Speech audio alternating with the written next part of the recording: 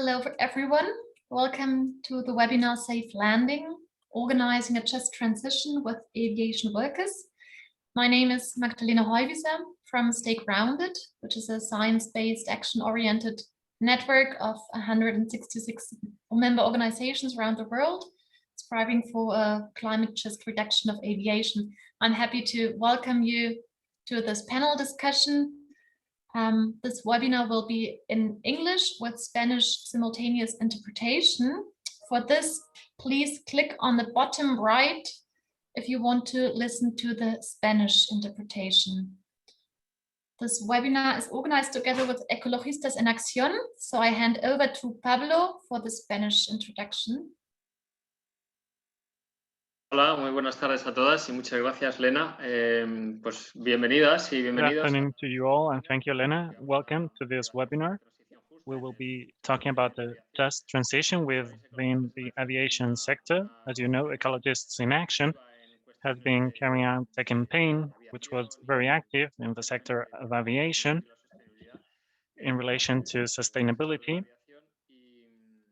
Within this sector, and as you know, we're a group of federations and local groups, 300 local groups in Spain, and we are very happy to be able to organize this webinar with our cooperators, together with the report on a just transition that we launched this morning through the social networks. As Lena was saying, you've got an interpreting service, and you can access it on the bottom side of your screens, clicking on the interpreting button, and Lena has the floor. Okay, thank you. So, in case Spanish speakers haven't understood, haven't found the button, en el caso que hispanohablantes todavía no han encontrado In case Spanish speakers didn't find the button for the interpreting service, por favor, please está ahí abajo. just look at it at the bottom to the right. You'll find it there. Okay. All right. So let's get it started. So welcome to this webinar. This is a very urgent topic right now. Most flights were grounded due to COVID-19, posing enormous difficulties for workers in the sector, with many being made redundant. In many cases, the situation is used also from companies to worsen working conditions for workers in the sector. So taking care of short-term solutions for workers is currently very important, but it is also necessary to look for solutions that have a longer vision in mind.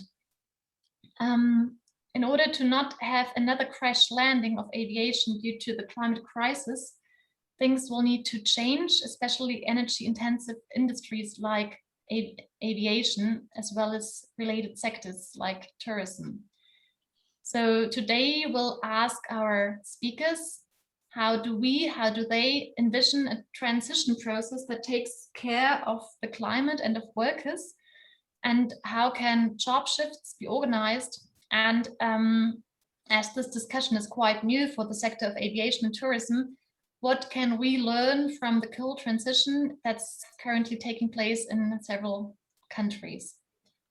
So first of all, I will give a short overview of the Just Transition of Aviation discussion paper, which is a paper that Stay Grounded together with PCS have been developing. Y es un documento que se desarrolló durante unos meses y se lanzó en Spanish. And then Pablo Muñoz Nieto from Ecologistas en Acción will say a couple of words also for the Spanish context. Then we have Owen Coates here from Ireland. He's the head of aviation in the European Transport Workers Federation, ETF. And he'll give us insights about unions' opinions on the proposal for just transition of aviation and the obstacles and opportunities for a long-term plan for shifting jobs and involving workers in this process. Then we have Carlos Martinez here from Spain. He's member of the Secretary of Environment from the Spanish Union Confederation CCOO. And he's been involved in the coal transition in Spain and will share some experiences with us. And CCOO also recently published a paper on a just transition for tourism and its relation to aviation. So this will be an interesting insight today too. Then we have Jonathan Essex with us from the UK, from the Greenhouse think tank, and he is co-author of the report Green New Deal for Gatwick that was published in November 2020, presenting a very concrete just transition plan for shifting jobs from Gatwick Airport. And last but not least, we have one worker in the industry with us. There were supposed to be two workers. George, a pilot, just informed me that he had to back out because his airline actually doesn't allow their employees to speak in public. It's a typical problem workers in the sector are facing because the confidentiality clause doesn't allow them to speak about their doubts and wishes for the industry. So something that's definitely needed to change, because a just transition process will only be possible with the involvement of workers, of course. So we are lucky to also have Finlay Asher with us from Scotland, who recently quit his job working as an aviation engineer in Rolls-Royce and therefore can speak publicly. So he's active now at the new Aviation Workers initiative called Safe Landing. I just quickly want to ask if I was talking too quickly or if it was fine for the interpreters.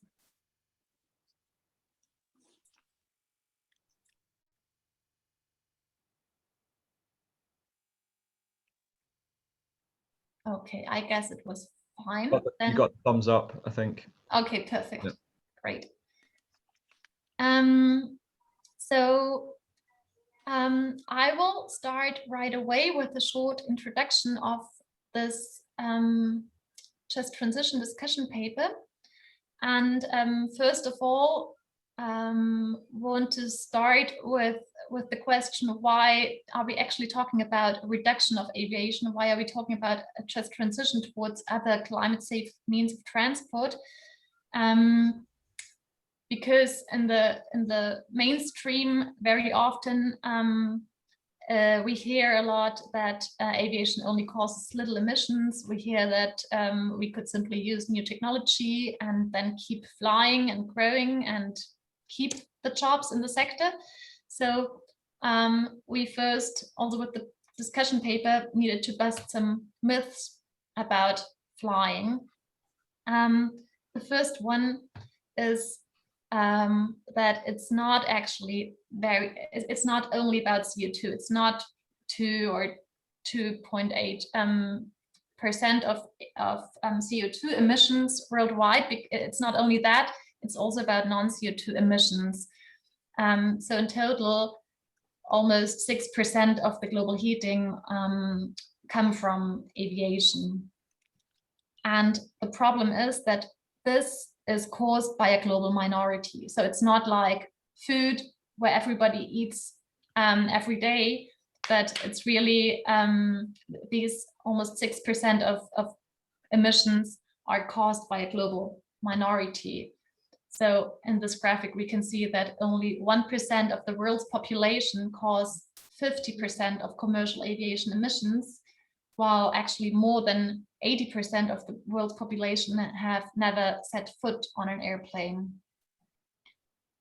So flying is not normal, which would be another myth we hear a lot.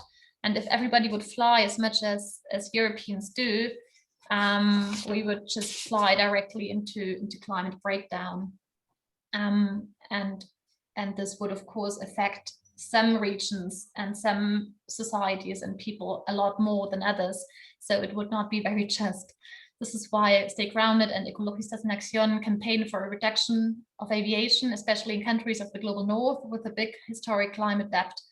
And and also we campaign for frequent flyers to reduce most of their flights and emissions. So in order to avoid a reduction of aviation, the aviation industry deploys a couple of methods. One is to ignore the non-CO2 effects of flying, something I already explained. The other ones are proposing measures like offsetting and arguing that flying can be green in the future. But the problem with offsetting is that it is not very likely that the emission reductions claimed by offset projects are real and measurable and additional. So the UN CDM offset projects were investigated by Öko Institute, and they found out that only 2% of those offset projects have a high likelihood that they are that they lead to additional emissions reductions. And then there's the other problem that many of those offset projects actually cause harm on the local ground, cause ecological destruction. They are hydroelectric dams, for example, etc. So the other thing that aviation is the industry is building on is the dream to decarbonize flights. The problem is that electric passenger planes, for example, are far too heavy. The batteries are far too heavy. Biofuels are already leading to rainforest destruction and land grabbing, and even e-fuels like hydrogen and synthetic fuels are unlikely that they exist in the needed quantities. So if all current flights, or the flights before COVID-19 in 2017, if all of them were to be operated with e-fuels, they would need more than the existing renewable energy of the whole world. So there would actually not be much left for all the other sectors that also need renewable energy. So yes, research and development of e-fuels and better technologies are important, but science tells us it won't be possible in the next 2 or 3 decades to power the current or even growing size of the fleet. So it might be possible for a reduced amount of the really necessary flights. This is why we think that it's an illusion to think that we can avoid climate breakdown without degrowing the energy intensive sectors like aviation. And this will only be possible with regulations like a kerosene tax, a frequent flyer levy, and certain limits to airports and flights. Debemos limitar el impacto de los vuelos. La aviación y el turismo van a cambiar si los rediseñamos, y van a cambiar o si no de otro modo. They will change either by disaster, by climate heating, further induced pandemics, or by design. And we say, let's choose design. And for us, the only way is now to really engage in a just transition, a transition process that is socially fair and takes into account the people and the workers. And a transition can only be just if it's rapid enough to minimize climate breakdown and the mass extinction of species. So the longer a transition process from fossil fuel-based industries takes, the more unjust and difficult it will eventually be.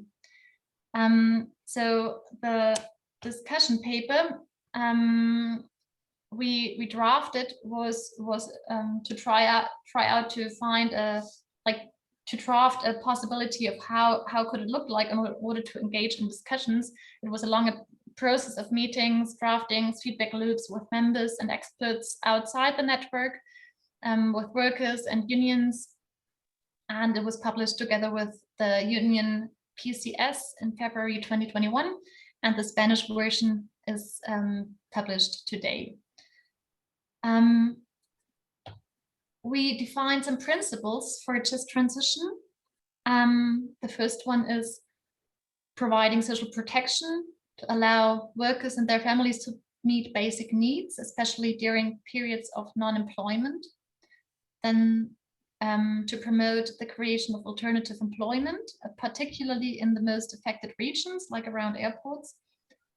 And these new jobs must, of course, reference cutting emissions and improving climate resilience, and should be, of course, also decent jobs with good working conditions.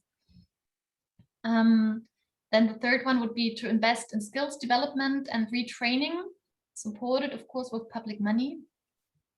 Another principle, which is a bit contested, I just received some critique from unions, which was quite interesting. So we said it would be important to hold new training and employment in aviation, making sure that people who retire or take on another job are not replaced. And I heard that this might not actually be very realistic. So it's an interesting point to discuss. Another one would be to provide financial support to airline trainees who have already accumulated high debts and have no prospect of starting or continuing their career.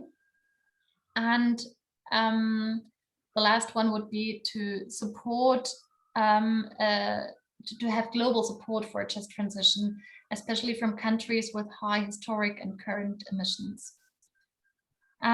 So some examples for just transition processes in aviation. In the areas of aircraft design, manufacturing and assembly, there are precedents for using workers' skills to shift production. So back in 1976, the workers at Lucas Airspace in the UK produced a comprehensive plan to switch to making more socially useful products. It was a very interesting plan, and it's good to look at it, but it was sadly never adopted. But production was, for example, switched at some Airbus plants at the beginning of COVID-19 pandemic in order to produce life-saving ventilators.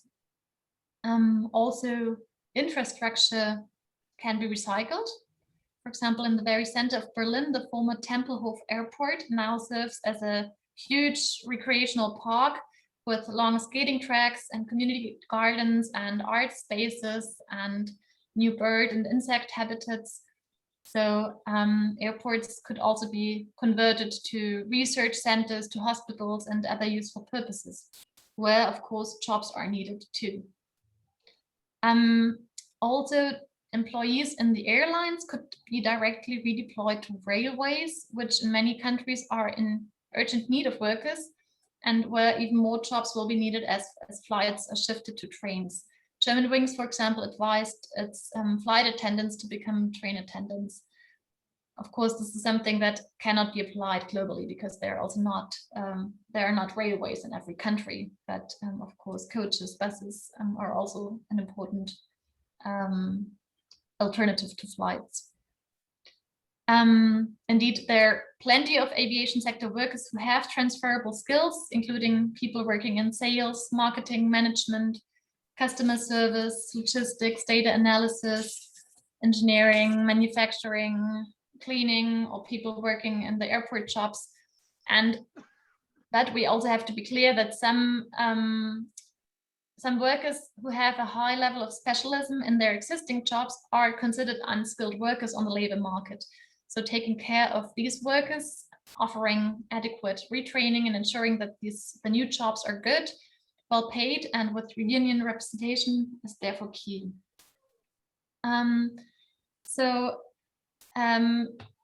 What could be next steps for a just transition?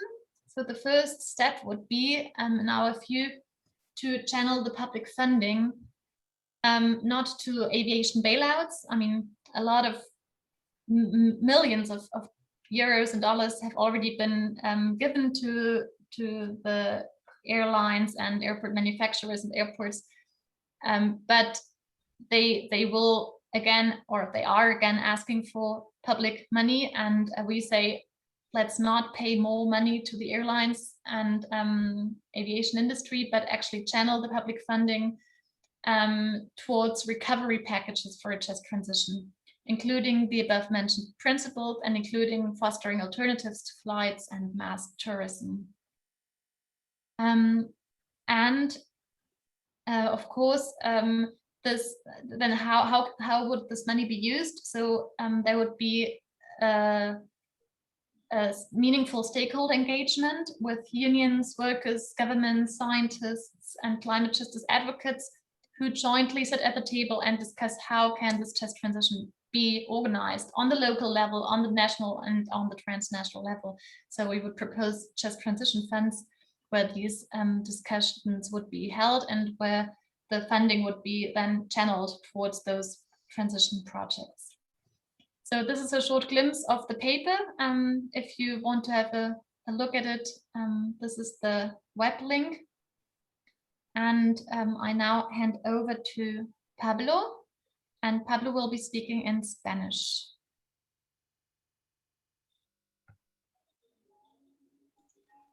Muchas gracias, Lena. Bueno, como decía Lena, hablaré despacio porque me van a hacer ahora la traducción al castellano de forma consecutiva para que todo quede en la misma grabación. Entonces, bueno, solo quería dar 3 ideas principales relacionadas con el documento del que hablaba Lena y que hoy hemos presentado en su versión en castellano. Y paso a quien traduzca. Okay. Yes, I'll have to be re-invited as a participant into the room, I think. It's okay. I stopped the interpretation, so you can speak now, I think. So I just speak? Okay. Thank you very much, Lena.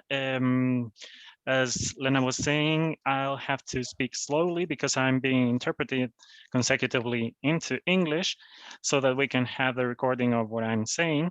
And I would like to emphasize 3 main ideas related to the document that Lena just introduced, a document that has recently, just today, been published in Spanish.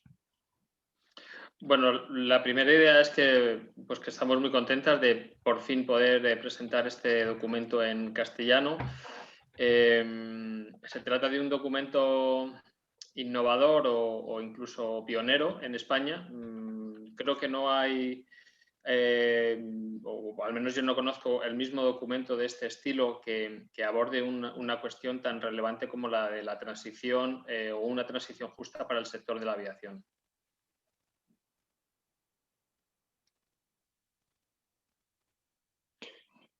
Yes, so the first idea is just to share with you our happiness about the fact that we are able to present to you this document in Spanish. I don't think there's a similar document in Spain with such an innovative and pioneering character related to the topic that we're dealing with, namely a just transition from the aviation sector. Más bien al revés, lo que hay es una visión dominante sobre la necesidad de recuperar los niveles de actividad del sector de la aviación previos a la pandemia. Ese es el mantra que se repite una y otra vez, qué hacer para recuperar lo que teníamos antes, en lugar de enfocarse hacia una transición, hacia otro tipo de paradigma y de modelo de economía y concretamente de movilidad, ¿no? En el que la aviación tiene que jugar un papel muy diferente. And the reality is rather the contrary. The predominant vision in Spain and in general is how we get back to the pre-pandemic situation, the pre-pandemic activities and the pre-pandemic model.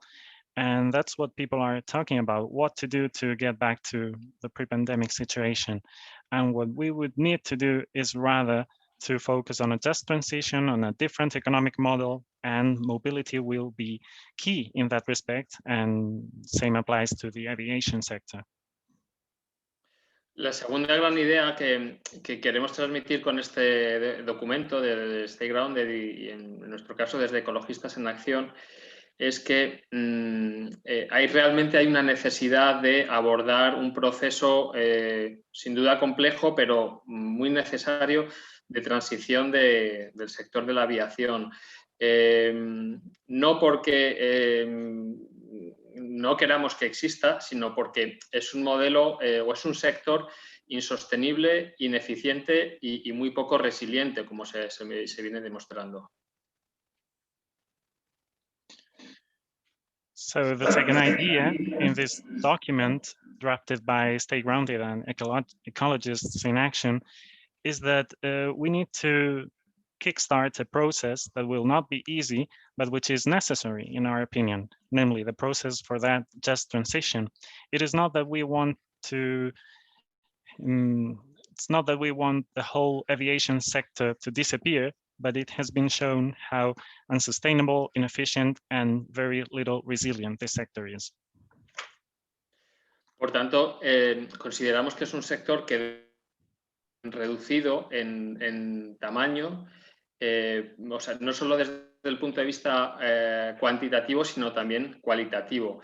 Ya ha hablado Lena de los impactos ambientales de la aviación, pero desde un punto de vista económico es un sector que necesita ser reconfigurado, que viene siendo... Su existencia se basa en una subvención y en una financiación constante por los poderes públicos. Ahora se ha visto muy claro con todos los rescates. Y además está basado en unas bases muy poco sólidas que necesitan ser revisadas. Y todo ello en un contexto de emergencia climática que aboca al sector a ser reducido, reconfigurado y en beneficio de otros sectores del transporte mucho más sostenibles.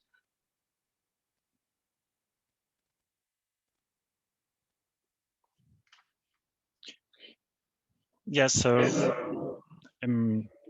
consequently, we think that it is high time to reduce the size of the aviation sector, both regarding numbers and regarding the quality of the sector.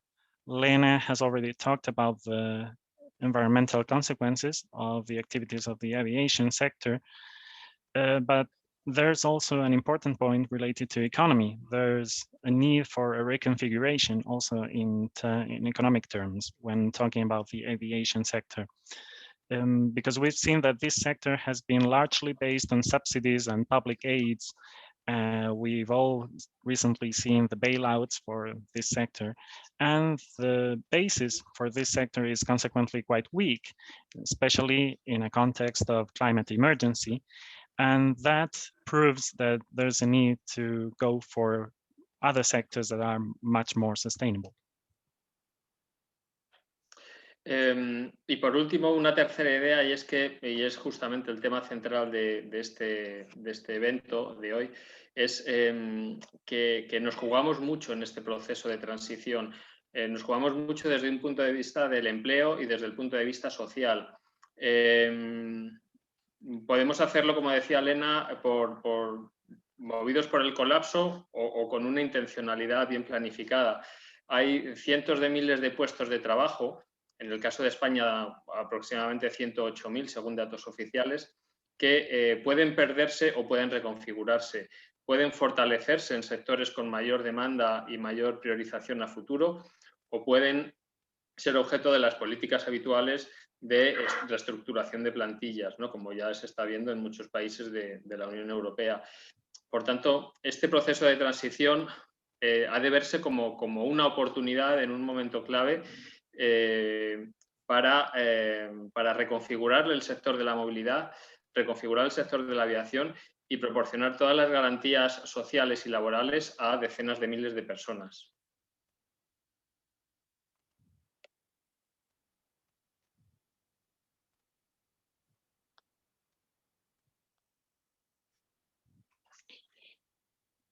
Yes, so last but not least, I'd like to mention a third main idea, which is the central topic of today's event, namely that there's a lot at stake in this transition, both from a work-related and a social perspective.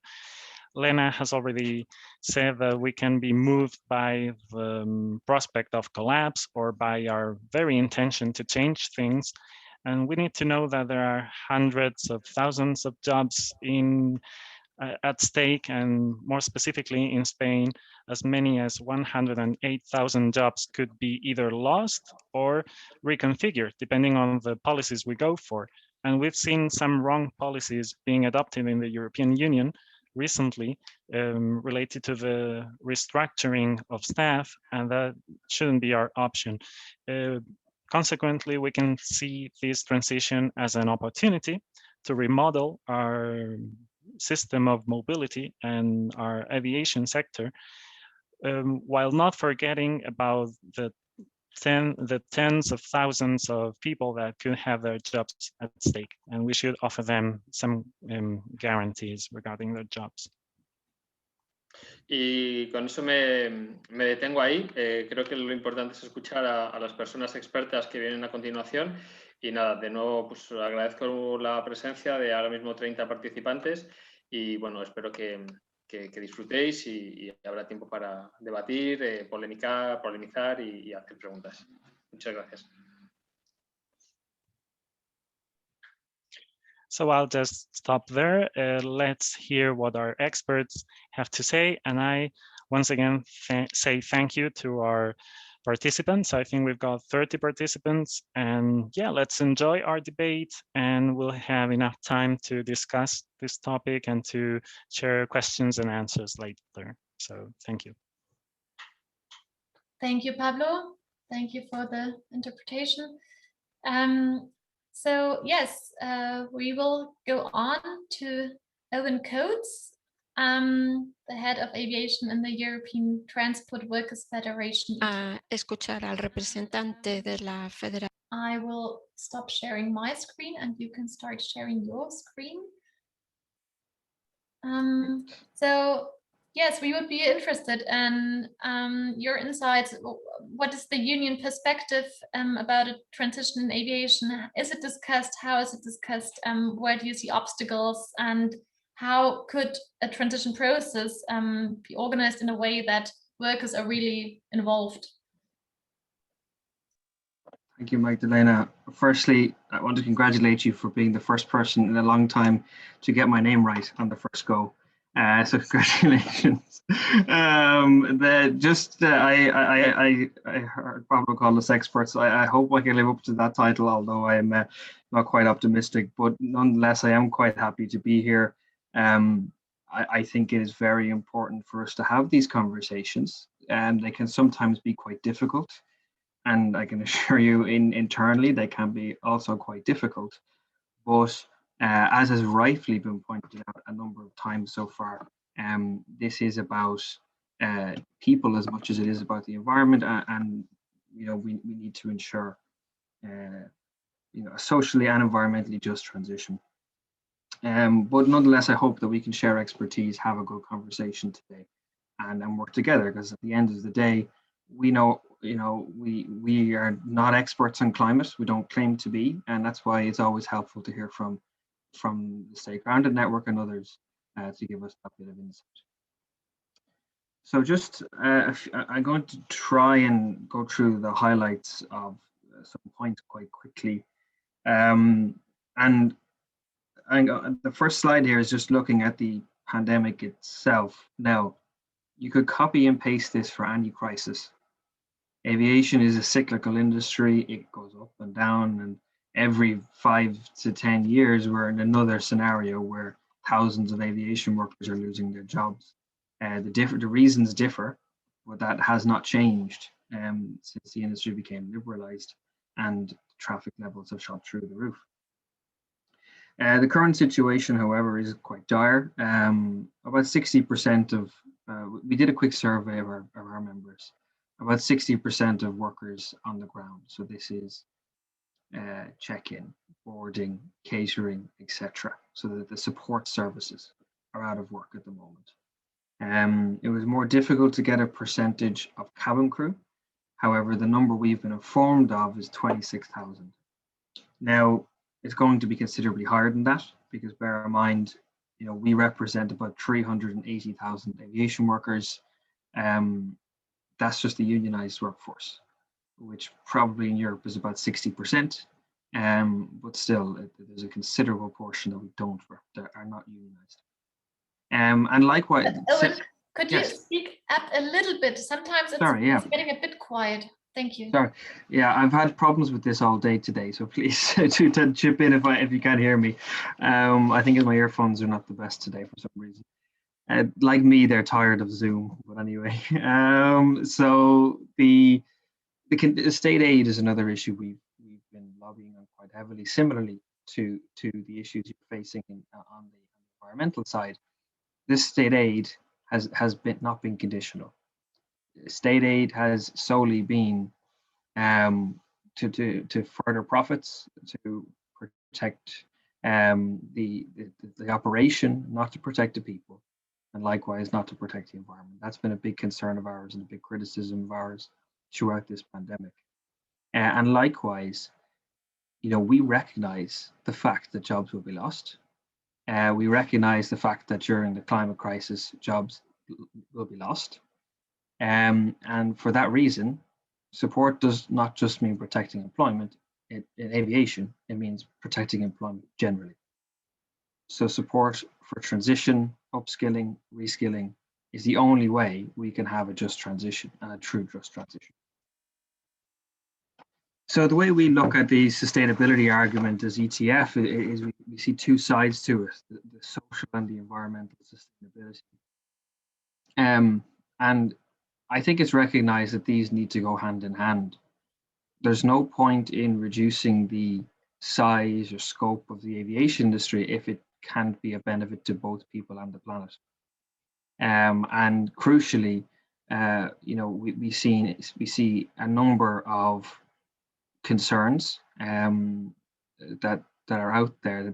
So there is some big policies which I'll touch on, a European level and a national level, that when you scratch the surface a bit more can be somewhat worrying. And these are things we need to be very much aware of.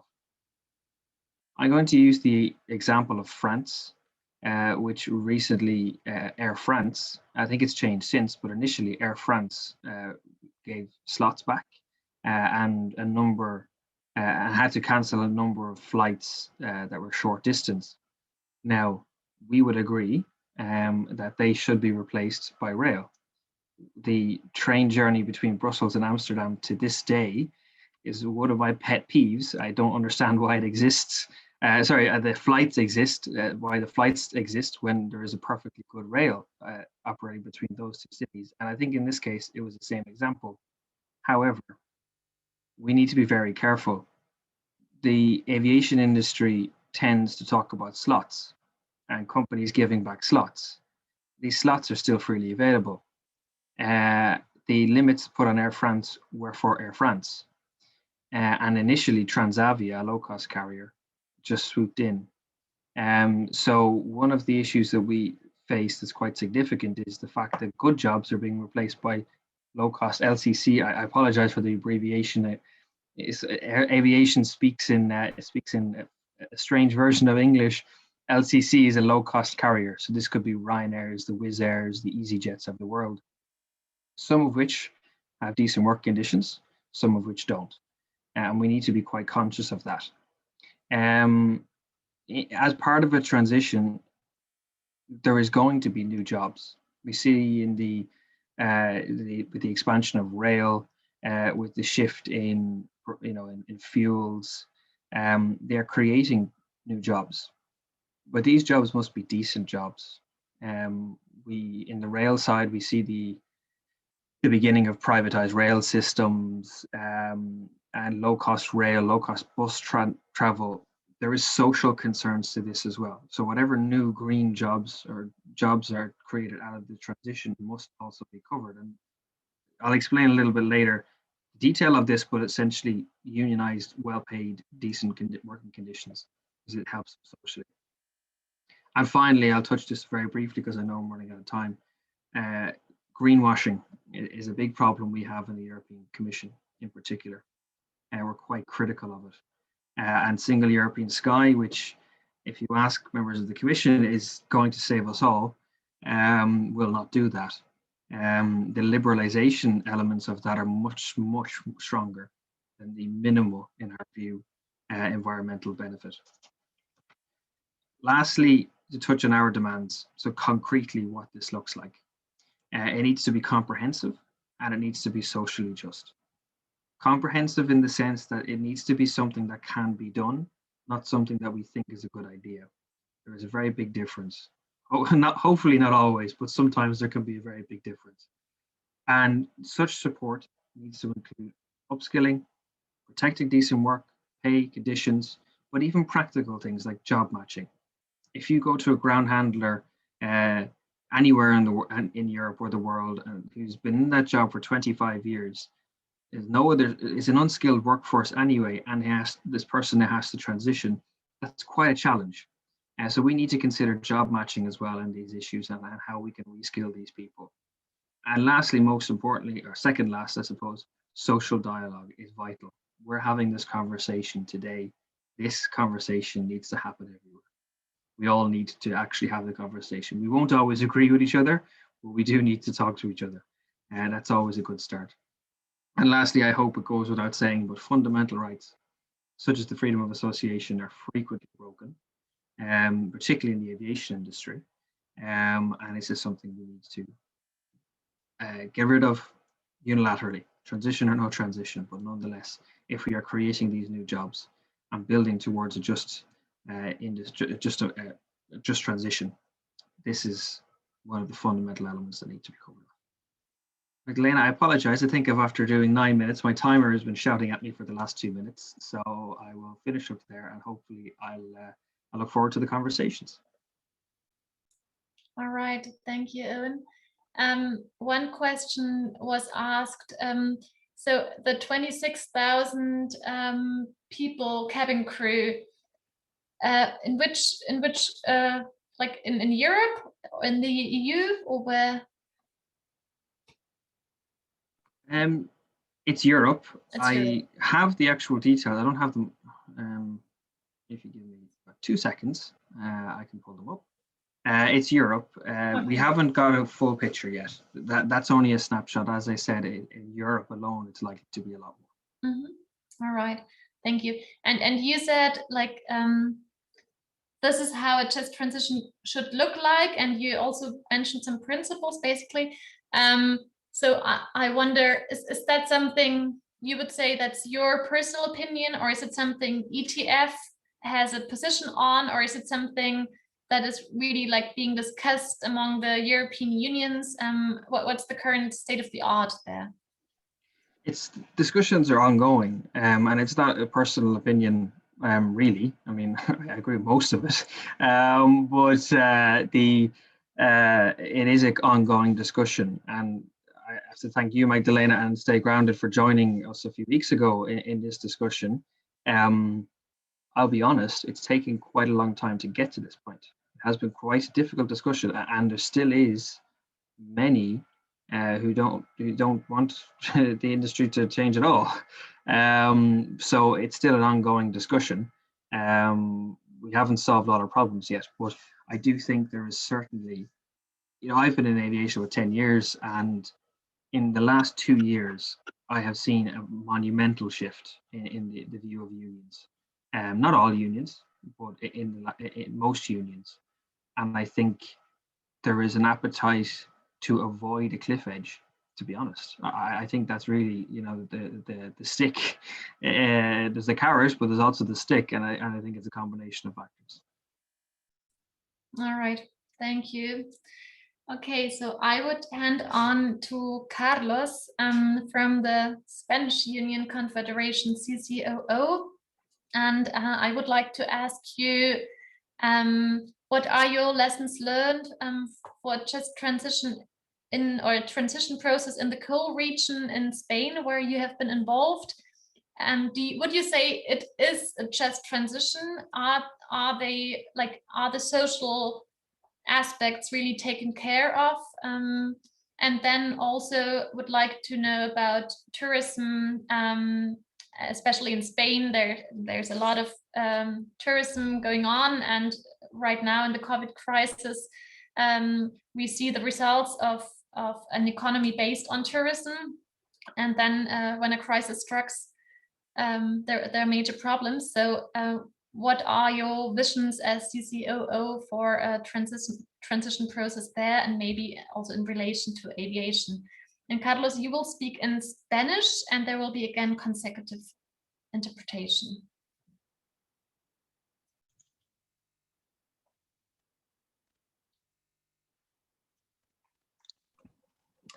Buenas tardes, se me oye bien, supongo. Bueno, pues muchas gracias por invitarnos a hablar de la transición en España en el carbón y en el sector turístico y la aviación, ¿no? En el sector del carbón, donde ahora ya están todas las minas cerradas, la transición ha estado condicionada, como en todos los países, por la normativa europea, que decidió en 2010 cerrar todas las minas no competitivas en el horizonte de 2018. Entonces, en España hubo desde los años 90 planes para la reconversión minera y para el desarrollo alternativo de las comarcas mineras que la verdad dieron pocos frutos, o sea, dieron resultados muy parciales, aunque se empleó mucho dinero por una gestión ineficiente de los fondos. Un problema que ha habido en la reconversión minera es que... Can we make a short pause for the interpretation? Yes. Okay. Thank you. Yes, I thank you. I thank the organizers. Well, good afternoon to you all, and I thank the organizers for inviting us and for inviting me to talk about transition in Spain within two sectors, the coal-based sector and the aviation sector. Regarding the coal sector, well, all mines have been shut down in Spain, and it started in 2010 when the European Union decided to, through a regulation, that it was necessary to shut down all non-competitive mines in Spain by 2018. And since the 90s, there has been a process, there have been plans for mining regions in Spain with very inefficient results and very few results, even though lots of money were invested in the sector, because there was an inefficient management of funds in that respect. Bueno, sigo. Un problema que ha habido en la reconversión de la minería es que el sector de trabajadores y los territorios afectados no han aceptado nunca el escenario de cierre. Es decir, han pensado que podían frenarlo, a pesar de que la Unión Europea claramente tenía una fecha de cierre para las minas no competitivas, ¿no? Entonces, esa no aceptación ha dificultado las soluciones. Es decir, ha impedido de alguna manera que se pudieran realizar actividades e iniciativas, digamos, de reactivación, de creación de nuevas empresas, etcétera, etcétera. Esto ahora ha cambiado mucho, por lo menos en España. Es decir, ahora los sindicatos saben que la transición ecológica y energética es ineludible, o sea, es sí o sí. Hay una mayor conciencia de la gravedad de la crisis ecológica y ya estamos situados claramente en un escenario de aceptar los cambios, ¿no? Planteamos la transición justa, pero aceptamos que tiene que haber cambios, ¿no? Y eso, en el caso del carbón, ha derivado en que al final, en 2018, se firmara entre las empresas, los sindicatos y el gobierno un acuerdo marco para la transición de la minería del carbón y además otro acuerdo marco en 2020 para el cierre de las centrales térmicas españolas. Intérprete, por favor. Yes. Yes, so one problem related to reconverting the mining sector was related to the fact that workers and territories affected by these changes, these proposed changes, did not agree with the shutdown strategy, and they thought that they could slow the application of this strategy down, even though the European Union had set a very specific date for the final shutdown. So these workers and territories made things quite difficult for us to start activities and to carry out initiatives in order to create new companies more aligned with the transition. But now the situation is quite different. Trade unions currently know that this transition is unavoidable, especially within the context of an environmental crisis as the one we're going through, and therefore changes now are accepted. And in the coal sector, we need to know that in 2018, companies, unions, and the government signed a framework agreement in order to carry out a coal transition. And also in 2020, thermal plants in Spain will follow a very similar path. Bueno, en ese contexto de aceptación del cierre de instalaciones, el gobierno presenta hace 2 años, en 2019, una estrategia de transición justa. Una estrategia que incluye un instrumento que son los convenios de transición justa, que son procesos participativos en cada zona, en cada territorio, en cada comarca, para ver las posibilidades de reactivación económica, de proyectos alternativos que generen empleo. Y ahora se están tramitando 12 convenios de transición justa para el cierre de 11 centrales térmicas y de una central nuclear. Esta estrategia, además, plantea mecanismos para la transición en sectores completos, o sea, en el conjunto de los sectores, y entre ellos menciona el turismo y la aviación. Interpretación, por favor. Yes. So yeah, taking into account this new acceptance of the shutdown strategy, we need to know that in 2019, the Spanish government presented a strategy for a just transition. And this strategy was also based on different conventions, different agreements with many participants. And in those agreements, participants would have a look at different alternatives in order to carry out this transition strategy.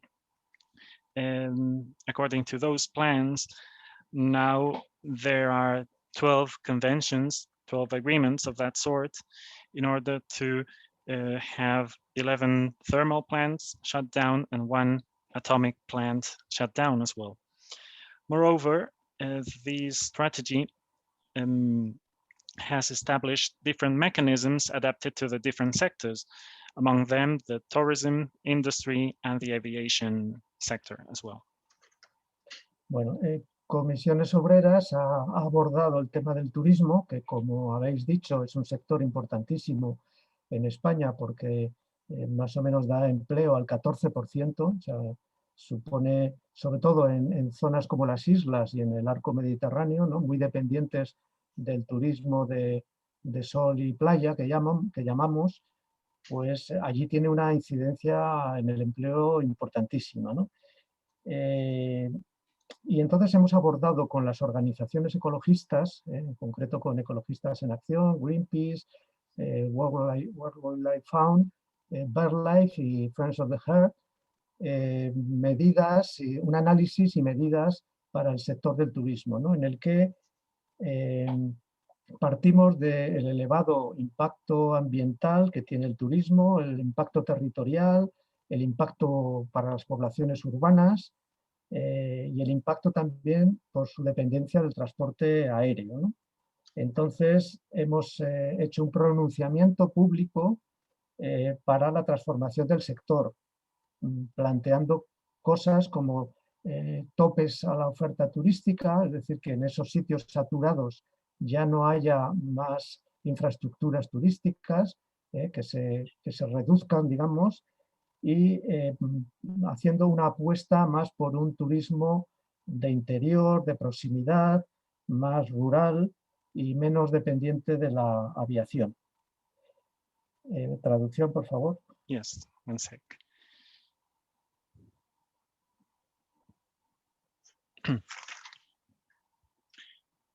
Yes, so my union, Comisiones Obreras, has had a look at the tourism industry in Spain, especially because in Spain, the tourism industry gives jobs to 14% of the working population. And that's especially important in the Spanish islands and in the Mediterranean region, where we've got what we call a sun and beach-based sort of tourism.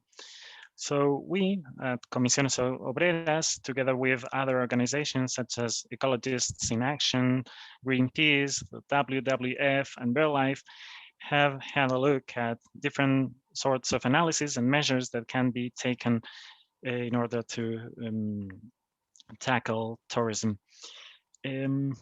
We know the consequences that tourism has for the regions of our country, for different cities and so on, and we are aware of that. And we are also aware that the tourism industry is heavily based on the aviation sector, so that's a problem as well. Mm-hmm. We have come up with some sort of a manifesto or pronunciation, let's say, for the sector, and we want to have some limits for the new facilities that might be built for tourism, namely that no new facilities are built and that we go for other alternatives in tourism, such as tourism in the rural areas, short distance tourism, and less dependence on aviation in general.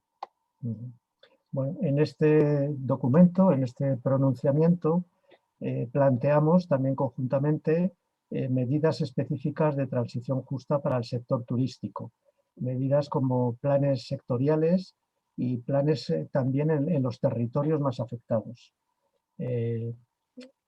Esto, claro, una conclusión que sacaría de la transición sectorial, ¿no? Tanto en el turismo como si hablamos de transporte, pues lo mismo, es la extrema dificultad que tiene esto, porque en las transiciones energéticas estamos sustituyendo instalaciones concretas, normalmente grandes, con muchos trabajadores que hay en una zona, por, digamos, empleo que se supone que tiene que ser en esa zona.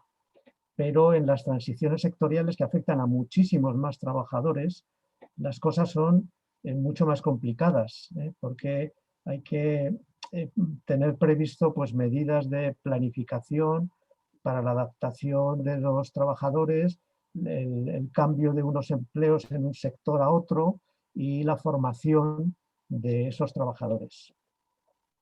Traducción, por favor. Yes, one second, please. Yeah, so in this document, I was talking about this sort of manifesto. We are offering specific measures for the tourism industry, among others, sectoral plans and specific plans for the most affected regions of this transition.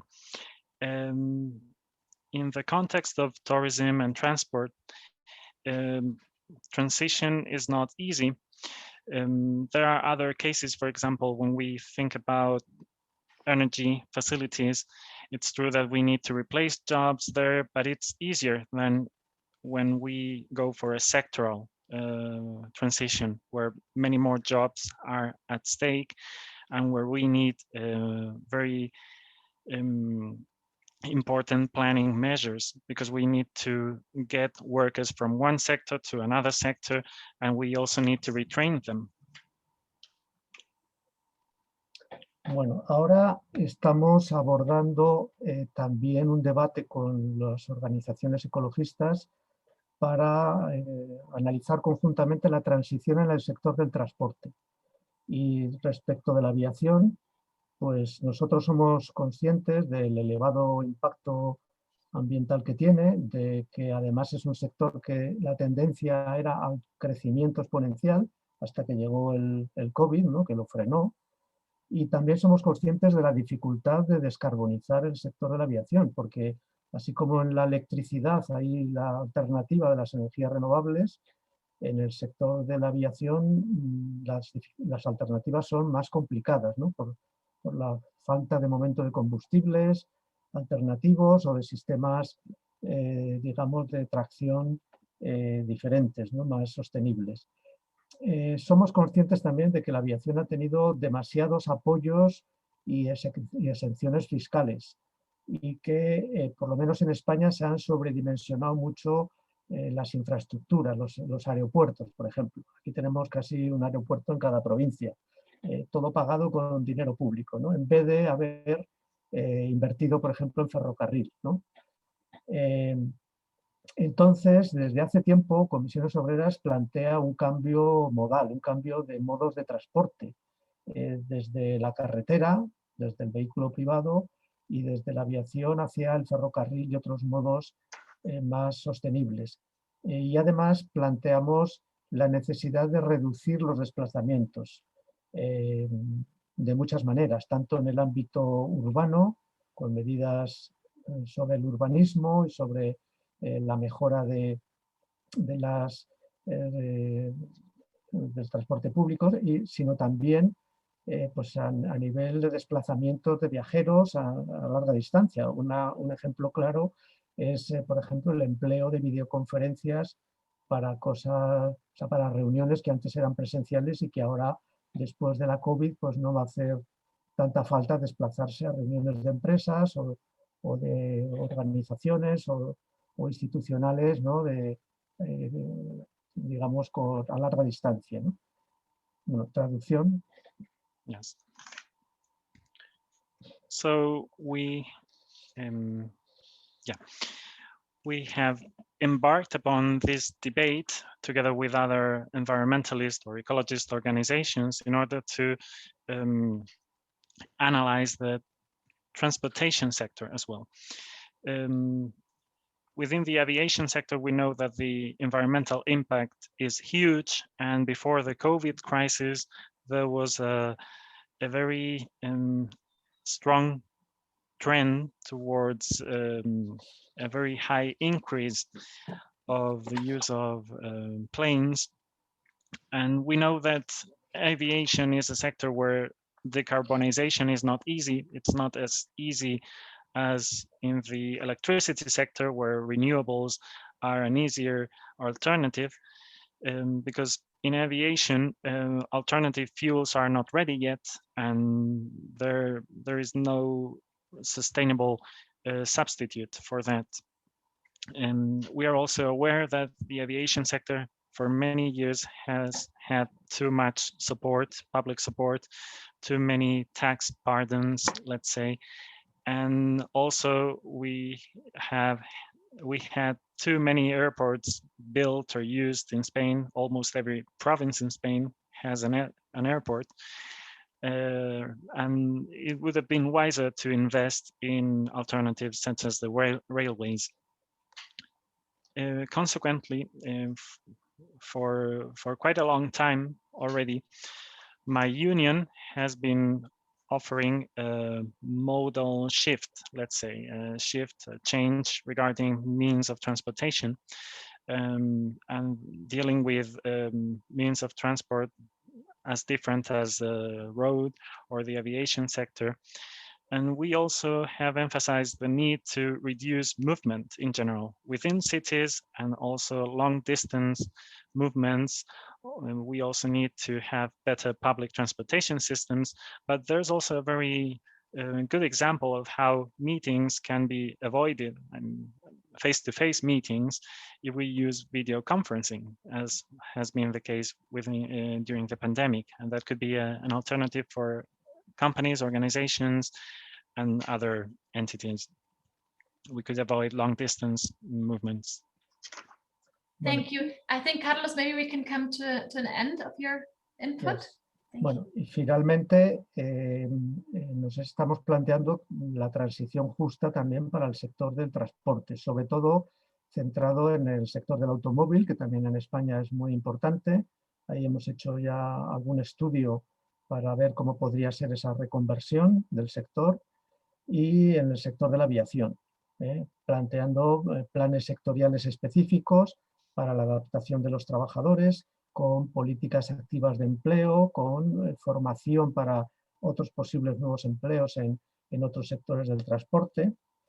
Y sabemos además que la movilidad sostenible, el ferrocarril y otro tipo de movilidad sostenible también genera mucho empleo. La dificultad es trasladar los empleos que se pierdan en un sitio a otros sectores, ¿no? Pero en cualquier caso, en Comisiones Obreras somos conscientes de que las transiciones son ineludibles y que lo que tenemos que hacer es no frenar los cambios, sino adaptar el mundo laboral, el mundo del trabajo a esas transiciones. Aunque sea muy difícil, hay que hacerlo.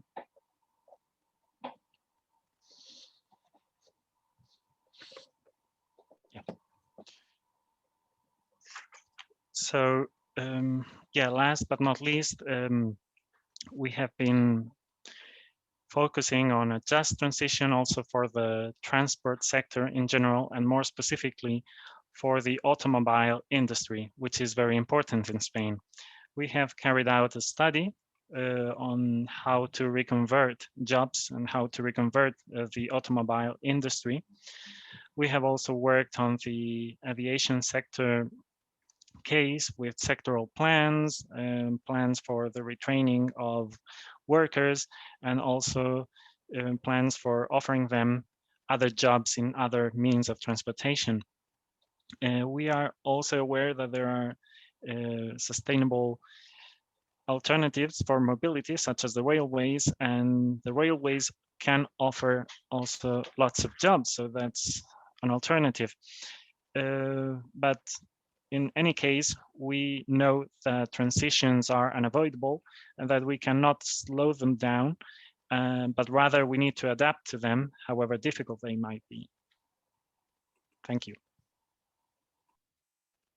Okay, thanks a lot, Carlos. This was a very interesting overview of different sectors, and yes, I think we can, we can definitely learn a lot from the cold transition, and it might be actually interesting to do a separate webinar focusing on this topic because there's so much to talk about.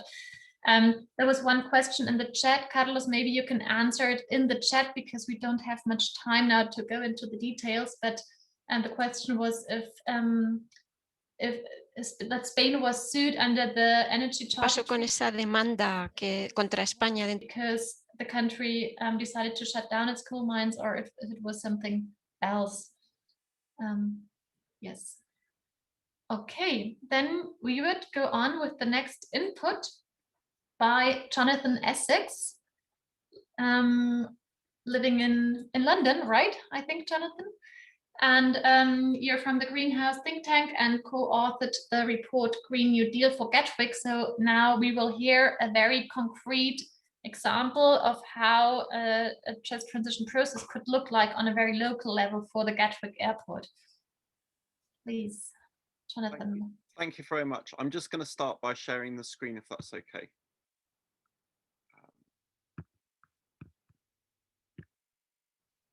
Okay, so hopefully you can see that. So I've called the presentation From Skyhooks to a Grounded Economy, partly because it's a pun on stay grounded, but I don't know if this translates to Spanish, but skyhooks are imaginary items where you hang something on the make-believe. And I really think that we have an economy linked to aviation where we hang our future on the make-believe, and we really need to reground our economy and use the just transition to do that. So I'm going to talk primarily about a Green New Deal for Gatwick and how that gives options for the economic development of local areas where there are airports. Now, this report is something which we thought about during COVID. Locally in Gatwick Airport, flights ground to a halt, literally. There is still now only one of two of the terminals open, and it will remain closed for many years to come. The report, hopefully the speed is okay for translation. Yeah, okay. The report was produced by the Greenhouse think tank working with the PCS trade union and a new campaign group in the UK called Green New Deal UK. And the purpose of the report was firstly to initiate discussions with workers and trade unionists around the airport. But it was also to make the political case for a just transition from COVID job losses to in areas where there was high concentrations of job losses, and airports were just this, and make the case that we need to have public sector intervention to create this just transition, rather than a market reliance on money coming, investing in things like airport expansion. So this is the situation for Gatwick. This figure has changed slightly since then. The flights have gone down again, and I guess they're due to start rising again soon. But this isn't just a small decrease. This is a total collapse in the flights. And the critical thing we looked at, when we started looking at this is, well, what impact will that have on jobs, not just passengers and aircraft movements? And this was research done by the UK-based New Economics Foundation. And what they found after the financial crisis last was, even though passenger flights went back up, job numbers did not go back up. Airlines, aviation industry used this as an opportunity to automate, increase efficiency, reduce the number of people required to do the same amount of effort.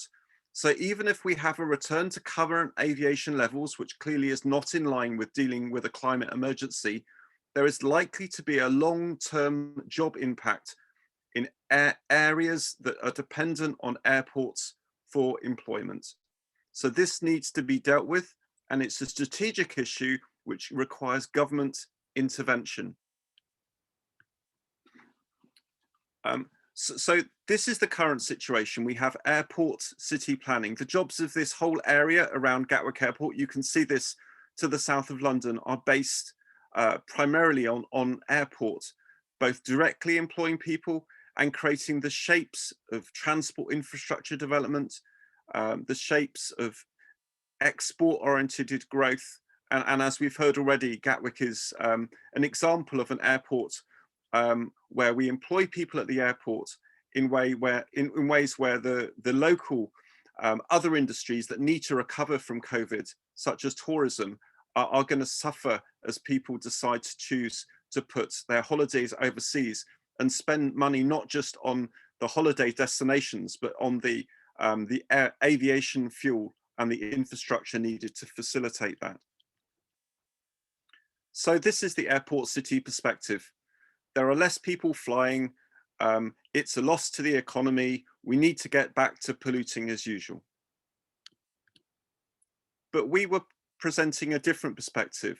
We were saying that if you looked at the area, which is the Gatwick Diamond area, the economic area recognized by the government as having an economy that's linked to the airport. If you took that area, which is an area of 7 local council areas, and say, well, how many jobs would we need to create the shift to retrofit houses to make them energy efficient, shift to public transport, increase decent work in the care sector, increase the number of teaching assistants, better conserve nature and the environment,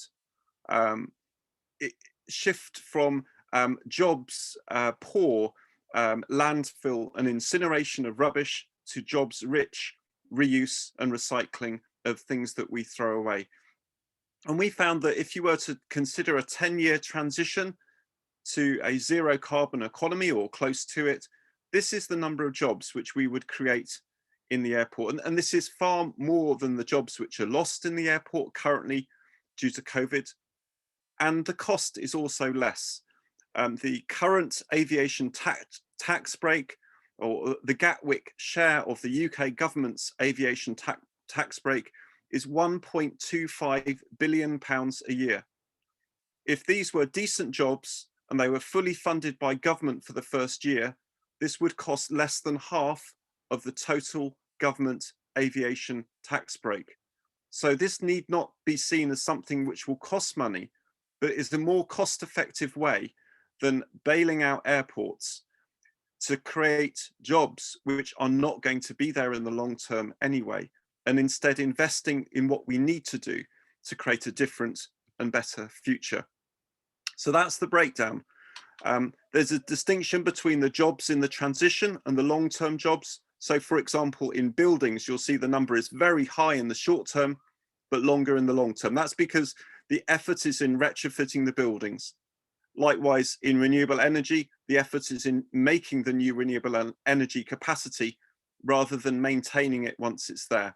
Whereas things like public transport, transforming how we deal with our waste and recycling are going to be more sustained. And the care is going to grow as we shift to a more caring economy. The critical line I would point you to here is training and support. The UK government recently introduced a Green Deal to retrofit housing for 1 year, and then after 1 year took the funding away. There was no training. Some work was done by industries which inflated their prices, and others by new startups that didn't really know what they were doing. And then it's all disappearing again. If we want a 10-year program and we want to create the jobs, we need to do the training. And one thing also which is stressed to us by some of the trade union discussions locally was the need to guarantee employment in the transition from work to work. So during the training period, those people need to still have an income. They can't fall back to social security and fund the training themselves. So we need to have the confidence that this is a long-term plan, so people want to move into different sectors after seeing their security is linked to their current work. But also we need to make sure that they're supported financially through that transition. This is just a wider pitch at the end. So this, just to highlight that this report we've done is based on the idea of work done by a UK NGO called Platform, which looked at the interest and potential for shifting from oil rig jobs to wind farm jobs. And then we wanted to focus on aviation as an example of COVID job losses. Together, you can see that that's about not just dealing with climate change by dealing with high carbon production, but also needing a just transition from high carbon consumption. And I'm just flagging on the right of this slide briefly that aviation is not just though about consumption, it's also about trade and international freight and growing the scale of both the high carbon production and consumption. So in many regards, a just transition for sectors like aviation is even more critical than for sectors like fossil fuel, oil and gas extraction. So two alternative futures. We can either have airport cities that rely on the economy, on continued infrastructure investment and growth in the scale of that airport, or we can have a shift to a city region through a just transition that creates jobs across a local area rather than centralized in one place called an airport. So more likely jobs near where people work. So they might have the same livelihood through a lower income because they do not need to pay the cost and time for travel. So moving from airports, where the economy hangs on these skyhooks, is driven by infrastructure growth and is reliant on one main employer, to a different future where we reground the economy by creating a range of jobs that matches the range of jobs you find airside and indirectly around an airport. So the pilot jobs, the retail jobs, the engineering jobs, all of these types of employment can be matched in the range of employment needed to create a green economy, a green transition in one place. And you can read the report if you like. Thank you. Thank you very much. Great. Yes, very interesting insight that how on the local ground this could work and how many jobs there could actually be created, and how resilience can be created in order to not be reliant on only one airport or one employer, but to actually spread it out. Thank you. So I hand on to our last person on the panel, Finlay. You're based in Scotland, and you quit your job as an aviation engineer because you realized that the company was telling green futures of aviation, but actually in the end you realized this was not possible and wanted to get active on that. So please, can you just share a short, personal experience and your ideas on how could a just transition work and how could workers actually get involved? Maybe you can say some words about Safe Landing, the initiative you co-created. Sure, thank you. So yeah, my name is Finlay, and I spent 7 years working at Rolls-Royce. So they design and manufacture aircraft engines.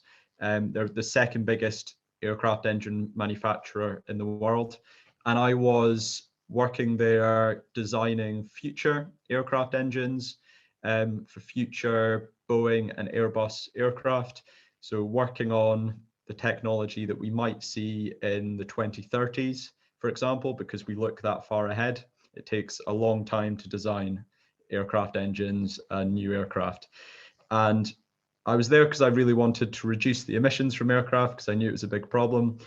But what I realized was we are just not improving our technology at the same rate that we are increasing the number of flights, the air traffic in the skies. And it became very clear to me what we need instead is we need government regulations to control how much air traffic grows. So we need regulations like demand reduction, things like fuel tax or emissions pricing. And something that's really important to understand is the industry isn't regulated much at the moment, but it will need to be in the future, and that's inescapable. If we're going to include it in the carbon budget and reduce that down before 2050, and really a lot in the next couple of decades, we're going to need these sorts of regulations, and that will really change the industry. And so where I'm coming from my perspective, is I think that people that work in the sector, if you work in manufacturing or design, in airlines, if you've got a job in an airport, it's really important to understand that the current growth of the industry cannot continue in the same direction into the future. And it's really important we don't ignore that fact and we actually plan for it. But that's not something that's happening. Most of these companies are planning to, the assumption is that air traffic will literally double over the next 2 decades. So by 2040, there'll be twice the number of airports, twice the number of aircraft, and twice the number of flights. And that to me feels entirely unrealistic. And that's really dangerous if you're a worker, because if you're a pilot and your airline is planning for twice as many aircraft, has twice as many pilots, but then actually that doesn't happen in the future, there isn't actually that many flights, then you will lose your job again, even if you've kept it during COVID, or you'll end up having worse working conditions because there's a big competition for lots of people have trained for that job, but there is less jobs available. So you end up sacrificing working conditions. So from that perspective, it's really important for workers to think about this and to be challenging the leaders of their companies to say, have you planned for these regulations? What are you expecting? What is a realistic size for this industry? And let's have a serious conversation about it, where we don't mislead ourselves by talking about technology that isn't available yet, or realistically in the future, even if it is available, it's going to be very expensive and it's going to take a long time to roll out. And so there's a lot, when it comes to aviation, there's a lot of greenwash. So the discussion of electric flight, hydrogen, alternative fuels, and all of those things sound great. And it'd be really nice if a technology could come along and completely decarbonize the industry, But the reality is, like, I know that the fundamentals of this, and none of those will have an effect without making aviation a lot more expensive, which fundamentally goes against this growth narrative of the industry. So what I'm doing with, and we are doing at Safe Landing, which is a group for climate concerned aviation workers across the sector, is to try and share information as a starting point and start this discussion, but also try and empower employees that are in the sector to challenge their leaders on what the plan for their industry and their company should be over the next 10, 20 years. Because I think it's something that's really important to understand. If there's a chief executive, a CEO of a company, they just care about the next couple of years and the share price. They don't necessarily care about 10, 15 years time when they might not be at the company anymore. Whereas most workers will hope, you know, someone my age would expect a job for the next 20, 30 years. You want an industry that's genuinely going to be sustainable from the perspective of the planet, but just also the perspective of your job and your career prospects, that you want to be training in something that you can continue doing in 10 years and 20 years time. So that's what this group is about. And you know, ideally, we want to have that conversation with trade unions or workers in different groups, be that airline pilots, cabin crew, ground crew at the airports, airport staff, and also the people that work in the design and the manufacturing of aircraft and engines and all of the other systems. So yes, if you know anybody in the sector that works there and is having these sort of thoughts, please get in contact. I will put my contact details in the chat, my own email, and also just the generic email for Safe Landing. And yeah, happy to answer any questions that anyone has. Thank you. Thanks a lot, Finlay. Yes, good luck with Safe Landing. I think this is a very good initiative, and it is extremely important to involve workers directly in these discussions. So thanks a lot for your input and your engagement. I would now like to open the discussion. On the one hand, you, the speakers, I'm happy if you want to say something, answer to another speaker. Maybe there are some questions that arose or things you see differently than other speakers. And of course, also for the participants, if you have any question, please make a star in the chat, and this way I can see that you raised your hand. And then when you start speaking, please speak slowly and please say in which language you will speak, which is important for the interpretation. While we wait to see if there are any questions, I have a direct question relating to Finlay, what you said about the need for workers' involvement. And as I mentioned earlier, the pilot who wanted to join wasn't allowed to join from his company. And that's a question maybe also to Carlos and Owen. How is it possible that workers cannot speak publicly about the future of their job? Is that something that is, should that be a worker's right? Is there, should it be illegal that in contracts it is not allowed for people to basically question their leaders or make their own thoughts about their future? Maybe you have some insights. I would be interested in that. I think that might be an important step for the just transition.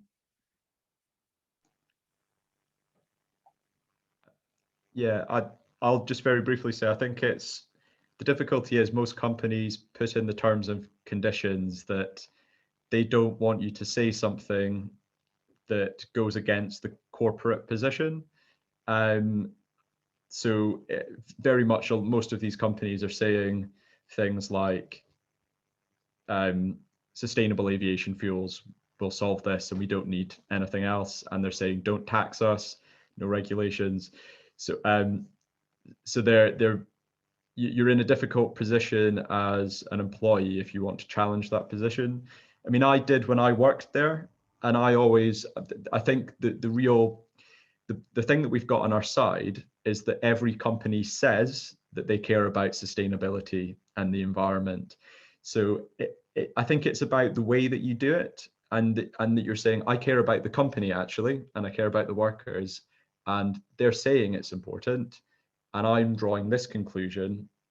Can you tell me why I'm wrong? And have it in a non-confrontational way, and in a professional way, I think, if you're a worker. So I think the tone is very important for me. Mm-hmm. And Carlos, you also wanted to answer that question in Spanish. Bueno, no era responder a esa pregunta, era que si no había otras preguntas, me gustaría plantear una cuestión, ¿no?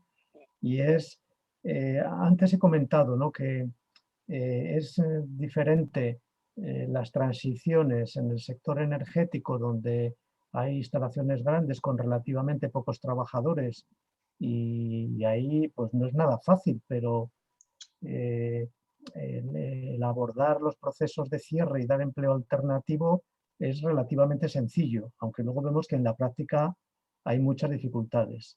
Sin embargo, cuando estamos hablando de todo un sector, sea el turismo, el transporte, la aviación o el que sea, las cosas son muy complicadas y es muy importante que haya planificación de todo ello por parte del gobierno, de los gobiernos. Es decir, en España tenemos una estrategia de transición justa que da un poco el marco de actuación, ¿no? Pero esa estrategia de transición justa, que bueno, es un documento que a nosotros nos ha gustado mucho y nos parece que plantea instrumentos muy interesantes, hay que desarrollarlo mucho más y hace falta tener una planificación de los sectores, ¿no?, de la energía, del transporte, del turismo, y una planificación más específica de las cuestiones laborales, de la medida que haya cambios entre el número de trabajadores de un sector, pues hay que analizar dónde se van a producir esos cambios, o sea, en qué subsector y en qué territorios, y adoptar planificación para abordar esos empleos alternativos y esa formación para los otros puestos de trabajo. O sea, la idea de planificación a nosotros nos parece importantísima. Yes, I wanted to highlight the importance of planning in this, because when you have to make an energy transition, maybe even if you have big plants, energy plants like a power coal plant, you have a very few workers, so you can kind of relocate them easily. But if you have to make a transition of a whole sector, that makes things much more complicated. That's why governments, public sector has to intervene. And Spain has a strategy of just a transition, and that's a good starting point for the public intervention. And I think we have to, this is the most important thing we have to take into account when we are talking about a whole sector. That is the big difficulty. We have to retrain, reposition, find work for all these workers, and these closures are much more difficult. Yes, thank you. So this was another input. I would just quickly go back to the question, and Owen said he could answer that, or he could respond to this. Maybe let's go there, and then maybe switch back again to the broader picture, which Carlos opened up again. Sure.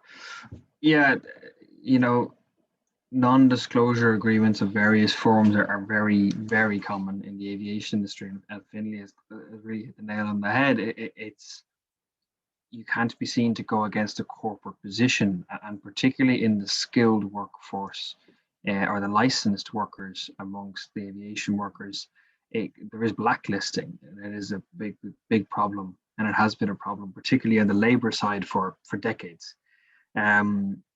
And I suppose if I can give a word of warning from the last 50 years dealing with this in the, well, me personally, with the industry, dealing with this, is that it's a big problem, a very big problem. Only 2 weeks ago, we received recordings of a meeting of Wizz Air executives and management talking about layoffs from last year, talking about layoffs, and in particular, they mentioned that it was pilots. They should lay off pilots who have been troublemakers, bad apples, this type of thing. Even to the extent in which basically the rule was, if someone is causing you a headache, they're gone. We have a lot of individuals come to us, as you can imagine, particularly in some of the more, particularly the non-unionized airlines. Previously, until recently, Ryanair was a big one. We had a lot of people come to us, and the same now in Wizz. But this will be a problem for the environmental fight, for the climate crisis fight, because the exact same response will be given. And airlines, particularly airlines, are not easy people to work with. And yeah, it's as Finlay has pointed out, it's not just airlines, it's across the aviation sector entirely. There's a lot of money in it. And there's a lot of greed in it as well. It is quite a greedy industry. So yeah, it is very common, unfortunately. Okay, thanks for that insight. And there, I mean, Carlos also had mentioned before in his input that there has been quite some reluctance of workers in the Spanish coal regions to really transition. Like, workers really wanted to keep their coal jobs, and I experienced the same in Germany. A lot of reluctance of the coal workers, a lot of you know, like, it is not only the job, it's the life. And of course, it's hard to say. I mean, I was a coal worker my whole life, and now I have to give it up. And same often happens to pilots and other aviation workers, I guess. So the question is a bit also, how can workers be engaged in a way that they see the problems of the climate crisis, and that they can understand them, and that they can actually also have to see those different views. And I wonder, what can trade unions do in order to reach workers in a way that does not say, okay, no problem, your future will be green and your job will be saved, and how can also civil society organizations like NGOs, climate activists, how can they reach actually workers? Because we also tend to really stay in our environmental bubble, but often don't reach those workers. So this would also be a question maybe to, I don't know, Carlos, if you had any experience, positive experiences, how can this be done? Or if any other people have ideas, that would be interesting too. And Carlos will speak in Spanish again. Sí, es muy difícil, ¿no? Porque lo que hay que dar a los trabajadores es garantías de puestos de trabajo. O sea, son soluciones concretas. No vale con hacer documentos y planteamientos, ¿no? O sea, que en España tenemos, lo he dicho antes, un marco, digamos, de la estrategia, derivado de la estrategia de transición justa, que es un marco que vemos muy adecuado, con instrumentos, pero todo eso hay que aterrizarlo. Y hay que aterrizarlo en soluciones concretas para trabajadores concretos, ¿no? Y ahí, claro, hay, en el caso, por ejemplo, de la aviación, yo veo un problema porque antes, en el propio informe decíais, pues las azafatas y azafatos pueden ir al sector ferroviario, ¿no? Y es verdad, pero claro, un piloto de aviación, ¿dónde va? No puede, o sea, sí que puede haber trabajos para él, pero es una adaptación y además es un nivel salarial y un nivel profesional pues muy alto, ¿no? Donde no es fácil hacer una formación que, digamos, le lleve a un trabajo que sea similar en condiciones de trabajo y salariales, ¿no? Entonces, lo importante es eso, es dar soluciones concretas a todos los trabajadores que puedan verse afectados, y eso es lo difícil. O sea que, claro, los sindicatos estamos muy pegados al terreno y sabemos que solamente con planteamientos generales no solucionamos las cosas, ¿no? Tratamos de que haya medidas concretas. Yes. So in my opinion, it is not easy at all. Workers need to have their jobs guaranteed in some way, and we need very specific solutions. In Spain, as I said, we have a framework agreement based on the strategy for a just transition. And what we really need here is to look for down-to-earth solutions. In the aviation case, I think there is a problem because in the report you were saying that, well, that workers from the aviation sector can go to the railways and find jobs there. But let's think about a pilot. A pilot needs a very big job of readapting to a new job. A pilot comes from earning a very big salary, and it is not easy to retrain him or her to get a job with similar characteristics in that respect. So it is very important to find specific solutions. And we, the trade unions, know the field very well. And it's not enough to offer general perspectives, but rather we need to find specific solutions to be concrete. Thank you. Owen, you also raised your hand. Yeah, thank you, Magdalena. Much to agree with Carlos, in fairness, I think he really is totally correct. It is, he made the analogy of the pilot going to trains, and this is something we hear a lot of, and I suppose rail and aviation are natural bedfellows in this when it comes to the transition. However, if you're looking at, let's say, a flight from Madrid to Paris, that has about 180 seats on it, which will be 4 cabin crew, 2 pilots, 6 workers, and in most cases, not all cases, most cases, fairly well paid workers. A train which would have twice that capacity or more would likely only have 3 or 4. And this is one of the fundamental issues. I'm not saying that this is not that makes rail not a solution. That's not the case. But we need to find quantity as well as quality of work when it comes to transitioning. And luckily, I suppose in the case of rail, the quality of work is relatively high, which is in most cases, which is good. But likewise, you have to maintain that and the number of jobs, which is a challenge. But in aviation, I always call it the Pan Am effect. For some reason, for such a relatively small sector, we get all the attention. And I think there certainly is an effect for those in the industry. It's rare you see people in aviation who have just fallen into the job. And most people in aviation, particularly crew, have always wanted to be cabin crew or pilots. I was cabin crew once upon a time. I always wanted to work in aviation. And for me, I love the industry.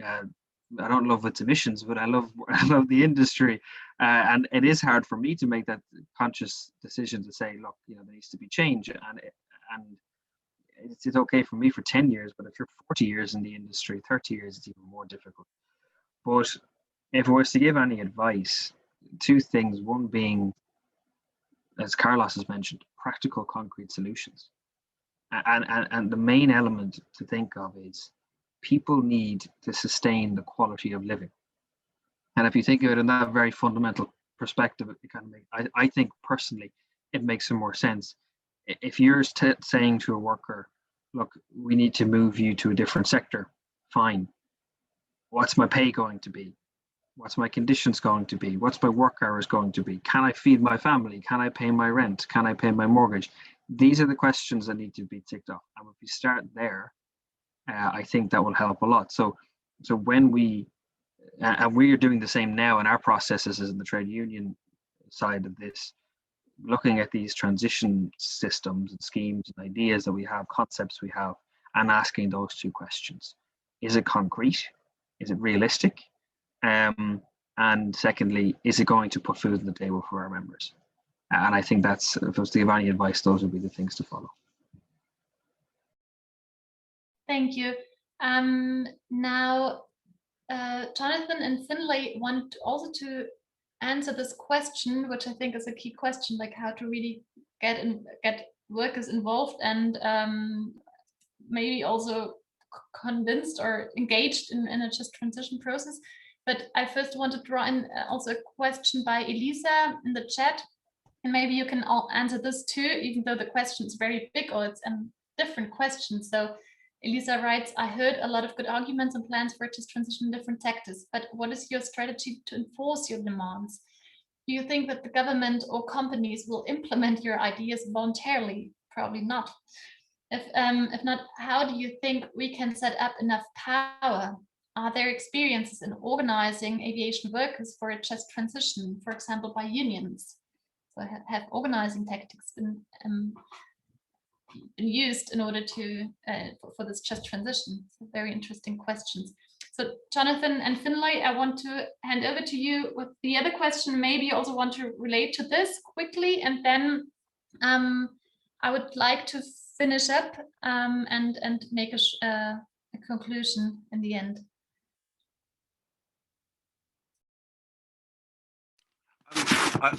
Initially, I was thinking maybe just to comment on a few things that have been said already on this.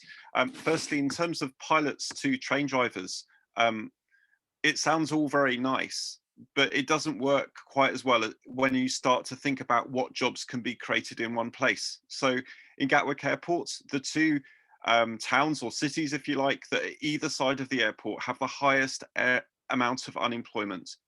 That unemployment is focused on youth unemployment for two reasons. Firstly, young people will lose their jobs first, as has been the case in COVID. And secondly, is young people have found it difficult to find a new job at the airport while they're not employing anyone extra.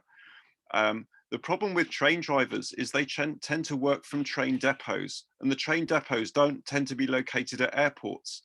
So if the airport workers are near airports where they live currently, the train driver jobs might require them to move house or travel further to work. So what we wanted to do was focus on the jobs that could be created in the places where the jobs are lost. And then it's more of a real possibility for that person to get new work. So when we spoke to pilots, for example, they were interested in retraining to put solar panels on roofs, and as electricians and as solar installers, equally qualified work, but more likely to be work where the person lives. In terms of the campaigning, our focus in the UK has been to campaign for green jobs rather than for the transition of airport workers, because I think the case needs to be made for the public sector investment to create the range of work that is needed. And where airports come in is what we've done is try to highlight that airports are particularly good places for the government to start investment, because they are places with particularly high levels of COVID unemployment. And finally, a word of caution. I'm an engineer, so I'm not someone who's previously a pilot, but I've previously been involved in construction of roads. That's how I've ended up being a green. So I've also made a just transition myself. And that also, I think, needs to be a just transition in language. So I would urge caution about talking about a well-oiled economy, or talking about concrete solutions, or talking about whether something will fly. I think we need to change our language too. Yeah, and I'll quickly say, I think one of the main ways I approach people on this is it's not necessarily, and it's really important to say, not every single pilot needs to transition to a different job. And if you look at just what's happening with the industry at the moment, it literally plans to double the number of aircraft and double the number of pilots, which will make our problem of transitioning twice as difficult. And if we actually just even if we just kept air traffic at a similar level, you'd get you get some people retiring and people moving out of the sector anyway. So there's a big discussion just around, do we really need to train all of these additional people and buy all of these extra aircraft?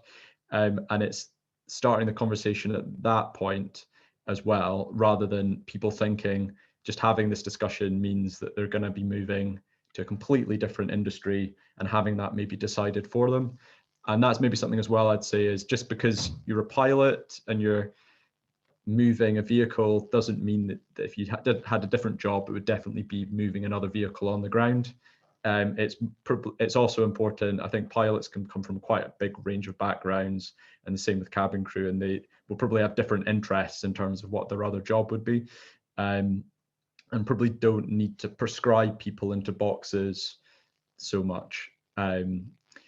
And yeah, and the only other thing I would just say, just from my background, there's a lot of people that work in engineering, design, manufacturing. All of those skills are very transferable to renewable energy or, you know, efficient ground-based transport, electrified cars, anything. Engineering can be moved around a lot, and the fundamentals are still the same.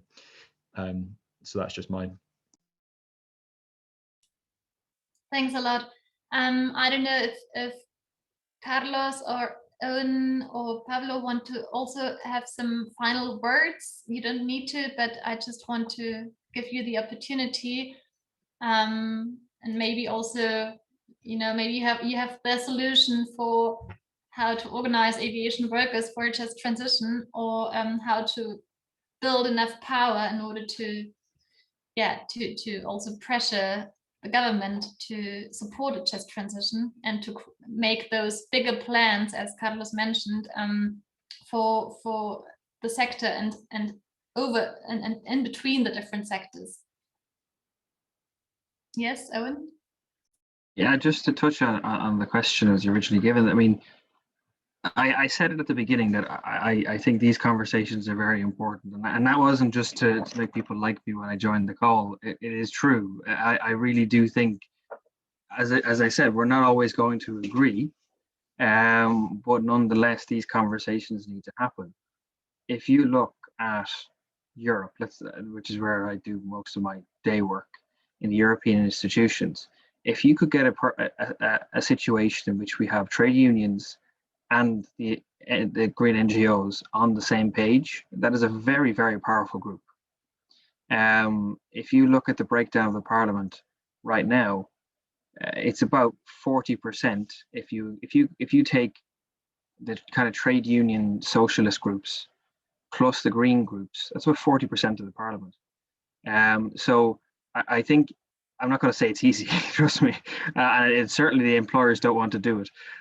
It is very far from easy, but I do think it is possible. It is possible to do these things.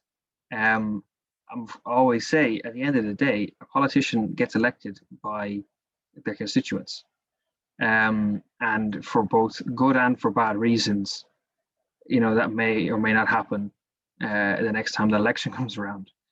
But if we end up in a scenario where jobs are lost and not transitioned, or you know, there's going to be serious damage to that, to political reputation of certain groups. So that's why I think there is always certainly a political appetite, particularly in airport constituencies or at a European level where it's transnational, to do something about this. So I think we've a huge mountain ahead. Absolutely, I trust me, I don't underestimate the challenge, but there is definitely potential. If we can really build those alliances and work together, I think there's definitely potential. Thank you. And Pablo, you also wanted to say last words. Sí, bueno. Sorry, and in Spanish, please. So we need interpretation.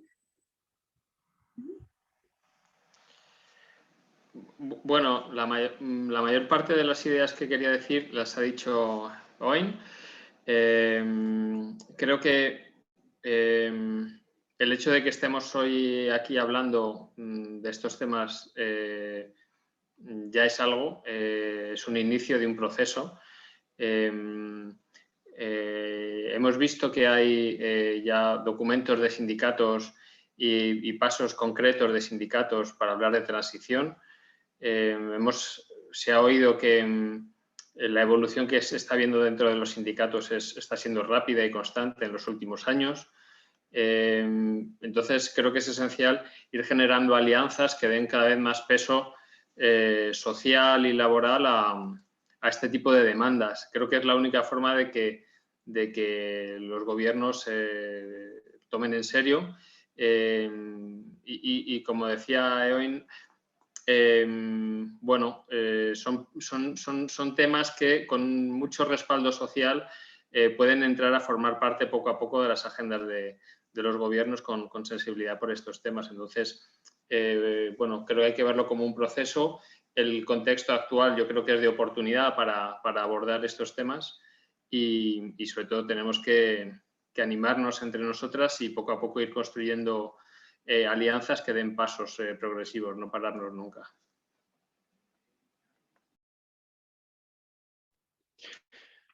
Yes. So I think that most of the ideas I want to share with you have already been mentioned by Eoin.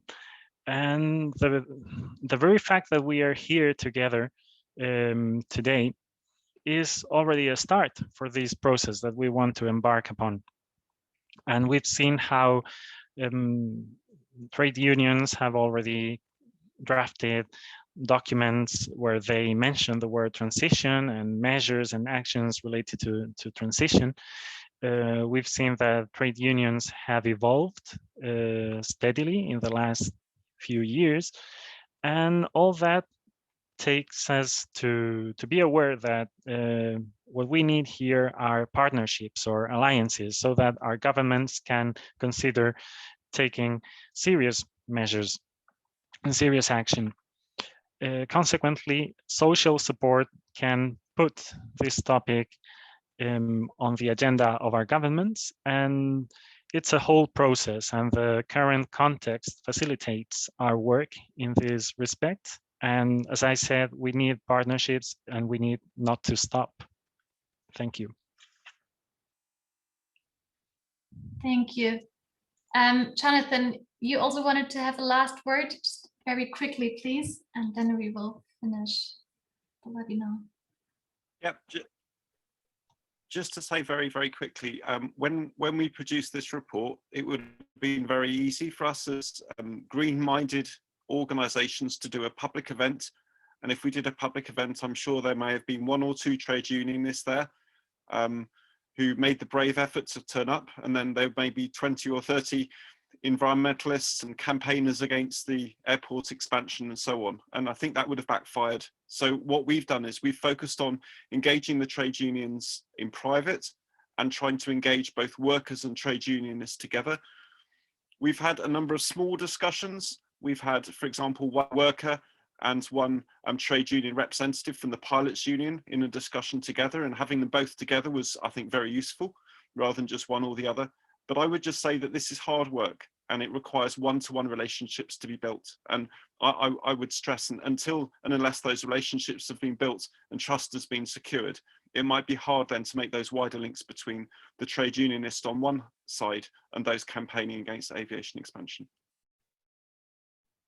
Thank you. I think that was a very important last word too. Yes.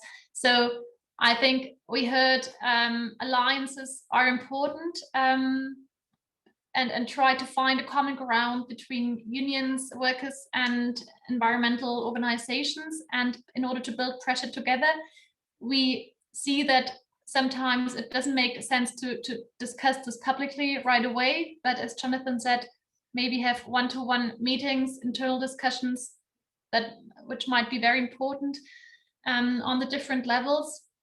And then I guess also not all unions will actually be open to do that. As mentioned in the chat, the pilots union might not yet be too fond of talking about a just transition, because it's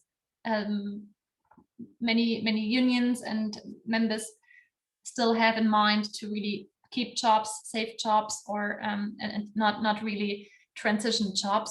So I think there will be a lot of internal and public discussions needed, and then also thinking about how do we leave discussions and actually start the the implementation, and start pressuring governments, because we cannot wait, I guess, to stop the unfair subsidies of the aviation industry until all the workers are on board. I think it will have to be parallel processes, but the alliances will be core. And I hope that this webinar gave all the participants, the motivation to start or engage in these discussions, and create great alliances and build power together in order to achieve a just transition of aviation and tourism and other fossil intensive sectors. Thanks a lot for all of you who joined the panel. Thanks to the interpreters, thanks to Anne for the technical host, and to all the participants.